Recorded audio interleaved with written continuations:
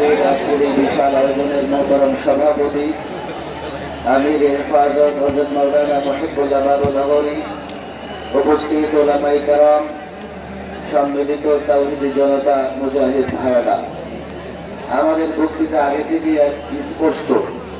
আমরা বলেছি আপনারা সংস্কার করেন, জাতি সংস্কার চায়, আমরাও সংস্কার চাই, কিন্তু সংস্কারে কোথাও কোনোভাবে কোরআন সুন্নাহ বিরোধী কোনো কিছু থাকা যাবে না। অন্তর্বর্তীকালীন সরকারকে বলছি, ইতিমধ্যে ওলামায়ে কেরাম পরিষ্কার বলে দিয়েছে, নারী বিষয়ক সংস্কার কমিশন যে প্রতিবেদন দিয়েছে তাতে অনেকগুলো ধারা কোরআন সুন্নাহ বিরোধী আছে। সুতরাং এই মঞ্চ থেকে আগেও প্রত্যাখ্যাত হয়েছে, আমরা আবারও বলছি এটা প্রত্যাখ্যাত, এটা আমরা প্রত্যাখ্যান করছি। সরকারকে অবশ্যই এই প্রতিবেদন প্রত্যাখ্যান করতে হবে।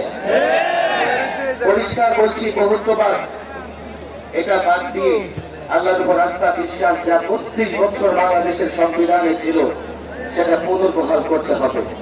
শেষ কথা, আমরা গত ১৬টা বছর রাষ্ট্রযন্ত্রকে ব্যবহার করে ফ্যাসিবাদ যে জুলুম নির্যাতন করেছে সেই নির্যাতনের শিকার হয়েছি বারবার।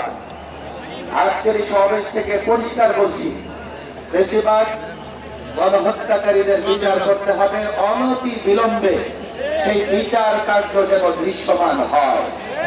এটাই অন্তর্বর্তীকালীন সরকারের দায়িত্ব। ফ্যাসিবাদ এবং তাদের দোসরদের বিচার কার্য দৃশ্যমান করতে হবে।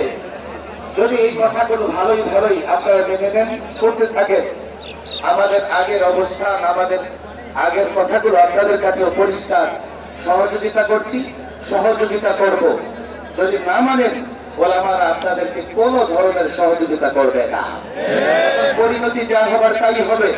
আজকের এই মঞ্চ থেকে এই বিষয়টাও আমি স্পষ্ট ঘোষণা দিতে চাই, ওলামায়ে কেরাম আছেন, যে দাবিগুলো আমরা উপস্থাপন করছি দেশের জন্য, ইসলামের জন্য, কোন একটা দাবি যদি সরকার, অন্তর্বর্তীকালীন সরকার না মানার চেষ্টা করে, দেশের মানুষের সমর্থন তাদের পাশে থাকবে না।